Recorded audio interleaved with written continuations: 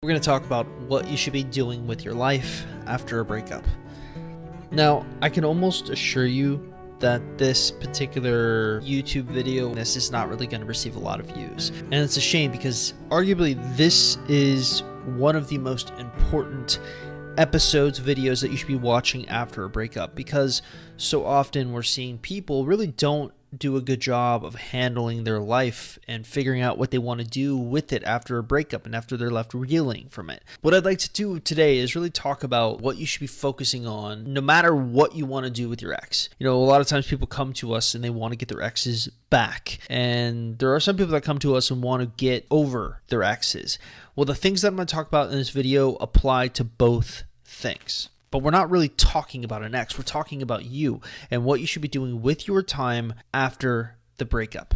After a breakup, you're often left reeling. The last place your energy should be going is into your ex. Rather, it should be invested into yourself. The great Warren Buffett says the best investment you can make is an investment in yourself. The more you learn, the more you'll earn. So here's the slight problem though. Most people don't really know how to invest in themselves. And it's actually the very reason that I champion the idea of the Holy Trinity. Now, if you aren't familiar, the Holy Trinity refers to the three most important areas of your life: health, wealth, and relationships. Now, there's this constant balancing act between these three categories that goes on.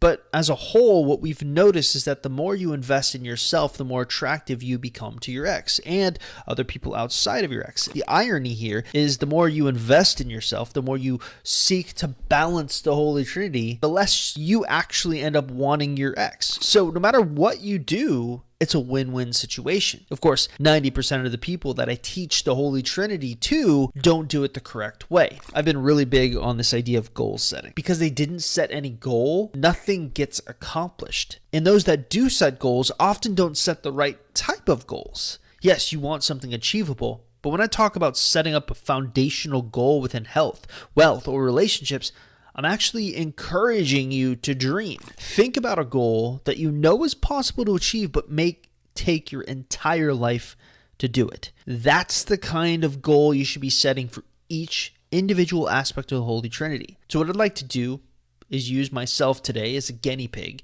and show you some of the Holy Trinity goals I've set for my life. So you can see, pick it apart, and set your own for your own life. Let's start with health first. Health is defined as the following: workouts, eating healthy, sleeping more, finding a stress outlet, feeling attractive, looking attractive, hydrating properly, hygiene, emotional health. And ideally, your global goal for health should be something that can accomplish all of those things. Now, it doesn't have to technically, but it should be one specific thing that theoretically can. And for me, it's completing an Ironman. You swim about 2.5 miles. Then immediately after you're done swimming, you hop on a bike, you ride the bike for 112 miles. And then after you're done biking, you start running a marathon, 26.2 miles, back to back, no breaks in between. So essentially, by training for an Ironman, you can complete all of your health-based goals. You work out. As a result, because you're sore, you need to start eating more healthy. Because you're training so much, you need to start sleeping more. Because the actual act of working out acts as a stress outlet, you have a stress outlet. Because, as Arnold Schwarzenegger said, when you look good, you feel good. When you feel good, you do good. Well, you know, usually you end up looking more attractive. You lose weight. You kind of do what you need to do. You feel more healthy and you feel more attractive. You feel like you're in a good place emotionally, and that's a great global goal for health. And let's continue by setting up your maximum wealth-based goal. So what is wealth? Wealth is defined as money, social status, possessions, property, jobs, degrees. Personally, I've only ever viewed wealth as a means for financial freedom. Generally, life does become easier if you are able to create wealth for yourself. It's a fact. I've noticed that more arguments occur in marriages over money than anything else, and that's because of the symbiotic nature of the Holy Trinity. Whether you want to acknowledge it or not, the major categories of the Holy Trinity affect one another in profound ways. Let's look at our marriage example. If you were financially free, then no argument over money ensues with your husband or wife. which in turn makes the relationships aspect of the Holy Trinity stronger. So what's my personal global goal when it comes to wealth? Well, by the end of my life, I want to have made enough money not only for me to live without the threat of not being able to pay my bills, but I want my children to be able to do that too. So by 90 years old, I want to find a way to make $100 million. Here's how I plan on accomplishing it. I obviously run a business at Ex-Boyfriend Recovery, but this is obviously not ever going to come close to generating $100 million. Not even close. But whatever cash it does throw off, I'm going to take 80% of it and invest it in index funds like the S&P 500 or even the total stock market, which usually throws off annual returns of around 9.5 to 10%. Over the course of 50 years, it might be possible with compounding to make the $100 million feasible. But there's just one fly in the ointment. I need to find a way to save $1 million and invest it. And I'm still a long ways from that. Sure, I've got Ex-Boyfriend Recovery, but that alone isn't going to do it. So I've been trying to slowly transition into becoming a fantasy novelist, which seems like an odd choice because usually that doesn't pay very well, but I'm just following my heart. And it's a way to produce a consistent income in tandem with Ex-Boyfriend Recovery. Then maybe over the course of the next 10, 15 years, I can save up $1 million.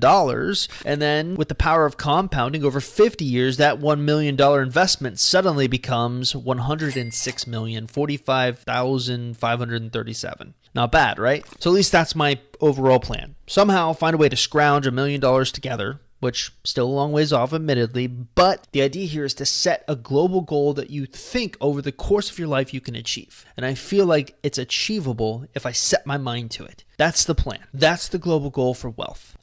What can I say? I shoot for the stars.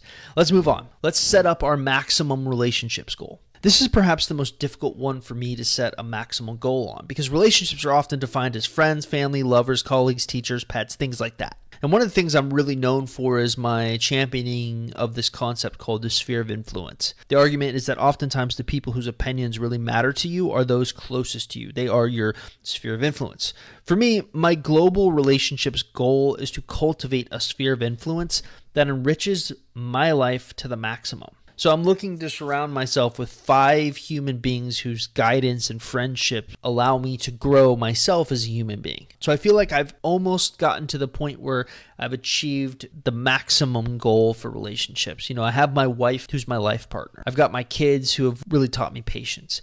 I've got my father who served as the best teacher I've ever had. I've got my brother who's loyal to a fault. And I've actually got my artist friend Simon who's an amazing collaborator and loyal friend. Now, most people look at the relationships aspect and only think of the romance of it, but it's actually deeper than that. I prefer to look at it as a whole. And here's the thing. I'm intense about who I let into this circle. The moment someone gives me a reason to doubt their ability to enrich my life, I have no problem dropping them. When it comes to your life, I feel like you have the right to be selfish. You have the right to cut people out if they're going to weigh you down or steal from you or take from you.